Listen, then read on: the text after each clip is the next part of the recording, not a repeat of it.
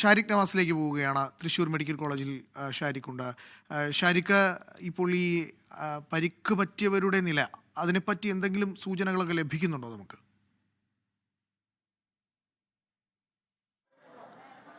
അനൂപ്, പരിക്ക് പറ്റിയവർ നേരത്തെ നമ്മൾ റിപ്പോർട്ട് ചെയ്തിരുന്നതാണ്. അതായത് പരിക്ക് പറ്റിയവർ 10 പേർ ICUവിൽ തന്നെ ചികിത്സയിൽ തുടരുകയാണ്. അതിൽ 5 പേരുടെ നില അതീവ ഗുരുതരം തന്നെയാണ്. ഇവർ അപകട നില തരണം ചെയ്തിട്ടില്ല ഇപ്പോഴും.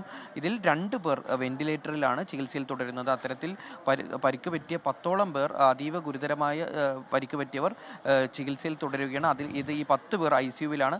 അതിൽ 5 പേരുടെ നില അതീവ ഗുരുതരമാണ്. 2 പേർ വെന്റിലേറ്ററിൽ ചികിത്സയിൽ തുടരുന്നു. ഇവർക്കായി എല്ലാവിധ ചികിത്സാ സൗകര്യങ്ങളും ഉൾപ്പെടെയുള്ള കാര്യങ്ങൾ ആരോഗ്യവകുപ്പിന്റെ നേതൃത്വത്തിൽ നടന്നു വരുന്നുണ്ട്. അല്പം സമയം മുമ്പ് ആരോഗ്യമന്ത്രി തന്നെ നേരിട്ടെത്തി ഈ സ്ഥിതിഗതികൾ വിലയിരുത്തി ഡോക്ടർമാരുമായും അതുപോലെ തന്നെ ആശുപത്രി സൂപ്രണ്ടന്റുമായൊക്കെ സംസാരിച്ചു കഴിഞ്ഞു. അവർ അതിനുശേഷം മന്ത്രി മാധ്യമങ്ങളോട് പ്രതികരിച്ചു. എന്തായാലും ഒരു രോഗിക്ക് ഗുരുതരമായി പരിക്കേറ്റ ഒരു രോഗിക്ക് 3 ഡോക്ടർമാർ എന്ന നിലയിൽ ചികിത്സ തുടരുകയാണ്. മന്ത്രി പറഞ്ഞിരുന്നു, അതായത് ഈ 5 പേർ അതീവ ഗുരുതരാവസ്ഥയിൽ കഴിയുന്ന 5 പേർക്ക് 90% പൊള്ളലേറ്റിട്ടുണ്ട്. അവർ നല്ല ബേൺഡായിട്ട് എന്ന് തന്നെയാണ് മന്ത്രി പറഞ്ഞത്. അത്തരത്തിൽ അവർക്ക് നല്ല പൊള്ളലേറ്റിട്ടുണ്ട്. ബാക്കിയുള്ളവരും അതുപോലെ തന്നെ സമാനമായി ഏകദേശം അത്തരത്തിൽ പൊള്ളലേറ്റ് ഗുരുതര പരിക്കുകളോടെ തന്നെയാണ് ചികിത്സയിൽ കഴിയുന്നത്. അതായത് പ്ലാസ്റ്റിക് സർജറി ചെയ്യുന്ന ഉൾപ്പെടെയുള്ള വിദഗ്ധ സംഘം എന്തായാലും വരും മണിക്കൂറുകളിൽ ഈ തൃശ്ശൂർ മെഡിക്കൽ കോളേജ് ആശുപത്രിയിലേക്ക് എത്തിച്ചേരും. തിരുവനന്തപുരം, കോഴിക്കോട്, എറണാകുളം അതുപോലെ തന്നെ ആലപ്പുഴ മെഡിക്കൽ കോളേജിലെ വിദഗ്ധ സംഘം, കൂടുതൽ ഡോക്ടർമാരും ഇന്ന് രാത്രിയോടുകൂടി ഇവിടെ എത്തിച്ചേരും. എന്തായാലും പരിക്കേറ്റവരുടെ കാര്യം സർക്കാർ അവർക്ക് എല്ലാ പിന്തുണയുമായി ഉണ്ട്. അവർക്ക് വേണ്ട വിദഗ്ധ ചികിത്സ ഉൾപ്പെടെ ലഭ്യമാക്കാനുള്ള നടപടികൾ സർക്കാർ ഇതിനകം നടത്തിക്കഴിഞ്ഞു എന്നുൾപ്പെടെയുള്ള കാര്യങ്ങൾ ആരോഗ്യമന്ത്രി ഇവിടെ നിന്ന് പറയുകയുണ്ടായി. എന്തായാലും സർക്കാരിൻ്റെ എല്ലാവിധ ഒരു പിന്തുണയും ഇവിടെ ലഭിക്കുന്നുണ്ട്. കാരണം നടപടികളെല്ലാം പെട്ടെന്ന് വേഗത്തിലാക്കാനുള്ള എല്ലാ പ്രവർത്തനങ്ങളും സർക്കാരിൻ്റെ ഭാഗത്തു നിന്നുണ്ടായി, ജില്ലാ ഭരണകൂടത്തിൻ്റെ ഭാഗത്തു നിന്നുണ്ടായി. എന്തായാലും അതുപോലെ തന്നെ മന്ത്രി പറഞ്ഞു, ഈ അവശിഷ്ടങ്ങൾ, അതായത് പലരുടെയും അവശിഷ്ടങ്ങൾ മാത്രമാണ് കിട്ടിയിട്ടുള്ളത്. കൈ, കാലുകൾ എന്നീ നിലയിൽ ശരീരാവശിഷ്ടങ്ങൾ മാത്രമാണ് കിട്ടിയിട്ടുള്ളത്. അവരുടെയും ആ അവശിഷ്ടങ്ങൾ പോസ്റ്റ്മോർട്ടം ചെയ്യുമെന്ന് തന്നെയാണ് മന്ത്രി പറഞ്ഞത്. അതിനായി വയനാട് ദുരന്തമുണ്ടായപ്പോൾ രൂപീകരിച്ച ഒരു മാതൃകയുണ്ട്. ആ മാനദണ്ഡ പ്രകാരം തന്നെയായിരിക്കും അവരുടെയും പോസ്റ്റ്മോർട്ടം നടത്തുക. ബാക്കി തിരിച്ചറിഞ്ഞ 8 പേരുടെ, അതായത് തിരിച്ചറിഞ്ഞ 8 പേരുടെ മൃതശരീരം ഇതുപോലെ തന്നെ പോസ്റ്റ്മോർട്ടം നടപടികൾ ആരംഭിച്ചു കഴിഞ്ഞിട്ടുണ്ട്. ബന്ധുക്കൾ എത്തുന്ന മുറയ്ക്ക് ആ മൃതദേഹം വിട്ടു നൽകുമെന്നും മന്ത്രി അറിയിച്ചിട്ടുണ്ട്. എന്തായാലും ഇതുവരെ കൺട്രോൾ റൂമിലേക്ക് ഇത്തരത്തിൽ മരിച്ചവരുടെയോ അതുപോലെ തന്നെ പരിക്കേറ്റവരുടെയോ കുടുംബാംഗങ്ങളോ മറ്റ് ബന്ധുക്കളോ ഒന്നും ബന്ധപ്പെട്ടിട്ടില്ല. അതും ഒരു ആശങ്ക ജനിപ്പിക്കുന്ന ഒരു വസ്തുത തന്നെയാണ്. കാരണം ഇതുവരെ ആരും ഇവരെ തേടി എത്തിയിട്ടില്ല. പലരും ഇനി അറിയാത്തതുണ്ടോ എന്നുള്ള ഉൾപ്പെടെയുള്ള കാര്യങ്ങൾ പരിശോധിക്കുകയാണ്. എന്തായാലും നാളെ ഇതുമായി ബന്ധപ്പെട്ട് കോൾ വരുന്നുണ്ടോ എന്നുകൂടെ പ്രതീക്ഷിക്കുന്നുണ്ട്. അത്തരത്തിൽ ഒരു കാര്യം, ഈ പരിക്ക് പറ്റി ഇപ്പോൾ ചികിത്സയിൽ തുടരുന്നവരുടെ ബന്ധുക്കളൊക്കെ അവിടെ എത്തിയിട്ടുണ്ടോ? അതുമായി ബന്ധപ്പെട്ട വിവരങ്ങൾ ലഭ്യമായിട്ടുണ്ടോ?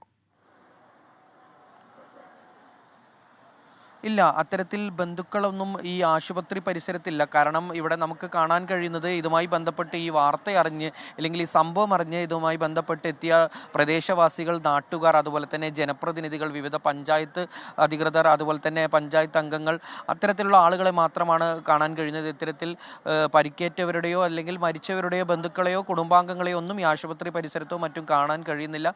എന്തായാലും ഇവരെയെല്ലാം അന്വേഷിക്കുകയാണ് സർക്കാരും ചെയ്യുന്നത്. കാരണം കൺട്രോൾ റൂമിൽ ഉൾപ്പെടെ ബന്ധപ്പെടാനുള്ള സൗകര്യം ഏർപ്പെടുത്തിയിട്ടുണ്ട്. മാത്രവുമല്ല മറ്റു രീതിയിലും സർക്കാർ ഈ ബന്ധുക്കളെ കണ്ടെത്താനുള്ള അന്വേഷണം ആരംഭിച്ചിട്ടുണ്ട്. എന്തായാലും അതായത് ഈ നേരത്തെ പറഞ്ഞതുപോലെ ഈ അവശിഷ്ടങ്ങൾ കണ്ടെത്തിയവരെ തിരിച്ചറിയാൻ അത് DNA സാമ്പിൾ പരിശോധനയ്ക്ക് അയച്ച ശേഷം മാത്രമേ അവശിഷ്ടങ്ങൾ കണ്ടെത്തിയവർ ആരാണെന്നും മരിച്ചവരെ ഏത് സ്വദേശിയാണെന്നും ഉൾപ്പെടെയുള്ള കാര്യങ്ങൾ പുറത്തു വരികയുള്ളൂ. എന്തായാലും അത്തരത്തിലുള്ള വലിയ ടാസ്കുകൾ ഇനിയും ബാക്കിയാണ്. കാരണം ഇത്തരത്തിൽ വലിയൊരു ദുരന്തമുണ്ടായപ്പോൾ ഇനി ഏറെ ഇതിൽ പിന്നീടുള്ള ആഫ്റ്റർ എഫക്റ്റ് എന്ന് പറയുന്നത് ഇത്തരത്തിലുള്ള കാര്യങ്ങളാണ്. കാരണം മരിച്ചവർ എത്ര പേരാണെന്ന് അനൂപ് നേരത്തെ സൂചിപ്പിച്ചിരുന്നു. കാരണം 40ഓളം പേര് അല്ലെങ്കിൽ 38 പേർ ഭക്ഷണം കഴിച്ചു എന്ന് പറയുന്നുണ്ട്. ആ 38 പേരും ഇനിയും ഇതിൽ ബാക്കിയുള്ളവർ എവിടെയാണ്? പരിക്കേറ്റു കിടക്കുകയാണോ അതോ അവിടെ നിന്ന് ഓടി രക്ഷപ്പെട്ടോ? ഇത്തരത്തിലുള്ള ഒരുപാട് വസ്തുതകൾ ഇനിയും പുറത്തു വരേണ്ടതുണ്ട് ഈ ദുരന്തവുമായി ബന്ധപ്പെട്ട്. അത്തരത്തിൽ ആ കാര്യങ്ങളൊക്കെ ഇനിയും ബാക്കിയാവുകയാണ്. കാരണം നാടിനെ നടുക്കിയ കേരളക്കരയാകെ ഒന്നാകെ നടുക്കിയ ഒരു സംഭവമായി ഇത് മാറിക്കഴിഞ്ഞു. കാരണം അത്തരത്തിൽ ഈ സമീപകാലത്തൊന്നും ഇത്രയും വലിയൊരു വലിയൊരു ദുരന്തം, ഈ പടക്ക നിർമ്മാണശാല പൊട്ടിത്തെറിച്ച് ഇത്തരത്തിൽ വലിയൊരു ദുരന്തം ഈ അടുത്ത കാലത്ത് ഉണ്ടായിട്ടില്ല. തമിഴ്നാട്ടിൽ കഴിഞ്ഞ ദിവസം തമിഴ്നാട്ടിലുണ്ടെങ്കിലും കേരളത്തിൽ ഇപ്പോൾ സമീപകാലത്ത് ഇത്തരത്തിൽ വലിയൊരു ദുരന്തം ഉണ്ടായിട്ടില്ല. അത്തരത്തിൽ വലിയൊരു ദുരന്തമാണ് ഉണ്ടായത്. അതിൽ 13ഓളം പേർ മരിക്കുകയും ഇപ്പോൾ 10ഓളം അതിൽ അധികം പേർക്ക് പരിക്കേൽക്കുകയും, അതും ഗുരുതര പരിക്കേറ്റ് അവർ ജീവന് വേണ്ടി ഇവിടെ ചികിത്സയിൽ തുടരുകയാണ്. അത്തരത്തിൽ എന്തായാലും സർക്കാർ പറയുന്നുണ്ട്, മന്ത്രിയും പറഞ്ഞു, ഇവരെ ജീവിതത്തിലേക്ക് തിരിച്ചെത്തിക്കാനുള്ള, അതുപോലെ തന്നെ അവർക്ക് ജീവൻ നിലനിർത്താനുള്ള എല്ലാവിധ സൗകര്യങ്ങളും സജ്ജീകരണങ്ങളും ഈ ആശുപത്രിയിൽ, മെഡിക്കൽ കോളേജ് ആശുപത്രിയിൽ തയ്യാറാക്കിയിട്ടുണ്ട് എന്ന് തന്നെയാണ് അനൂപ് പറയുന്നത്.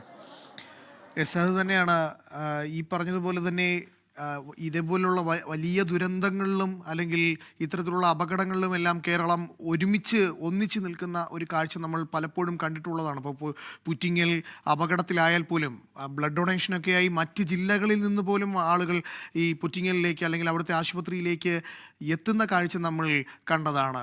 ഷാരിക്ക്, ഇവിടെയും ഷാരിക്ക് ഈ അപകടം നടന്ന് അവിടെ അപ്പോൾ തന്നെ ആശുപത്രിയിലേക്ക് ഷാരിക്ക് എത്തിയതാണ്.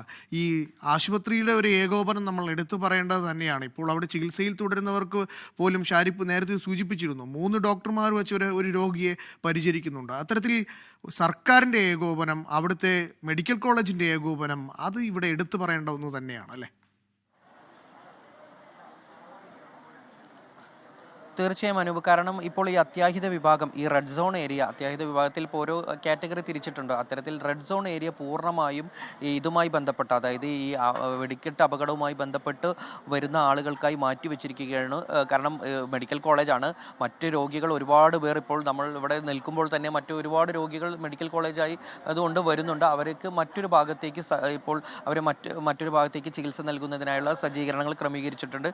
എന്തായാലും ഈ പരിക്കേറ്റ് കിടക്കുന്നവർക്ക് എല്ലാവിധ ചികിത്സാ സൗകര്യങ്ങളും ഈ ആശുപത്രിയും അതുപോലെ തന്നെ ഇവിടുത്തെ ആരോഗ്യ വകുപ്പും അതുപോലെ തന്നെ മന്ത്രി ഉൾപ്പെടെ നേരിട്ടെത്തി നടത്തുന്നുണ്ട്. അതുപോലെ തന്നെ ജില്ലാ ഭരണകൂടവും ഇതിൻ്റെ പിന്നാലെ തന്നെയുണ്ട്. കാരണം ഈ പരിക്കേറ്റവരെ അതുപോലെ തന്നെ തിരിച്ചറിയാനും അതുപോലെ തന്നെ ഇവരുടെ കുടുംബാംഗങ്ങളെ കണ്ടെത്താനും ഉൾപ്പെടെയുള്ള നടപടികൾ ഏകോപിപ്പിച്ച് സബ് കളക്ടറിൻ്റെ നേതൃത്വത്തിലാണ് അത്തരം നടപടികളൊക്കെ നടന്നു വരുന്നത്. അത്തരത്തിൽ വലിയ രീതിയിലുള്ള ഏകോപനം സർക്കാരിൻ്റെ ഭാഗത്തു നിന്നുണ്ടാകുന്നു. പൂർണ്ണ പിന്തുണ അതുപോലെ ജില്ലാ ഭരണകൂടത്തിൻ്റെ ഭാഗത്തു നിന്നുണ്ടാകുന്നുണ്ട്. പ്രതിപക്ഷവും ഇപ്പോൾ KC വേണുഗോപാൽ അല്പസമയം മുമ്പെത്തി പറഞ്ഞു, കാരണം ഇതൊരു ദുരന്തമാണ്, ഈ സമയത്ത് തിരഞ്ഞെടുപ്പ് ചട്ടലംഘനങ്ങളൊന്നും നോക്കേണ്ടതില്ല, അല്ലെങ്കിൽ തിരഞ്ഞെടുപ്പ് ചട്ടം ഒന്നും നോക്കേണ്ടതില്ല, അവർക്ക് വേണ്ട എല്ലാ സഹായവും പിന്തുണയും നൽകാൻ സർക്കാർ തയ്യാറാവണം, അതിന് പ്രതിപക്ഷവും പൂർണ്ണ പിന്തുണ നൽകുമെന്ന് തന്നെയാണ് KC വേണുഗോപാൽ ഉൾപ്പെടെ പറഞ്ഞു. അപ്പോൾ പ്രതിപക്ഷവും സർക്കാരും അതുപോലെ തന്നെ ഈ നാട്ടുകാരും എല്ലാവിധ സജ്ജീകരണങ്ങളും അത് തന്നെയാണ്. പ്രതിപക്ഷവും ഭരണപക്ഷവും എന്നുള്ള വേർതിരിവില്ലാതെ നമ്മൾ ഒറ്റക്കെട്ടായി ഈ പറയുന്ന ചികിത്സയിലുള്ള ആളുകളെ നമ്മൾ തിരികെ കൊണ്ടുവരുവാനുള്ള എല്ലാ പരിശ്രമവും നടത്തും. ഒപ്പം തന്നെ പരിക്കേറ്റവരെ തിരികെ കൊണ്ടുവരാനുള്ള ശ്രമം നടത്തും. ഒപ്പം ഈ പറഞ്ഞതുപോലെ ഇനി കണ്ടെത്താനുള്ള ആളുകൾ അവർ ജീവനോടെ മടങ്ങി നമ്മുടെ മുന്നിലേക്ക് വരണമെന്ന് നമ്മൾ കേരളം ഒന്നാകെ ആഗ്രഹിക്കുന്നുണ്ട്. ആ കാഴ്ചയിലേക്ക് നമ്മൾ എന്തായാലും പോകണമെന്ന് തന്നെയാണ് നമ്മുടെ ഏറ്റവും വലിയ ആഗ്രഹം.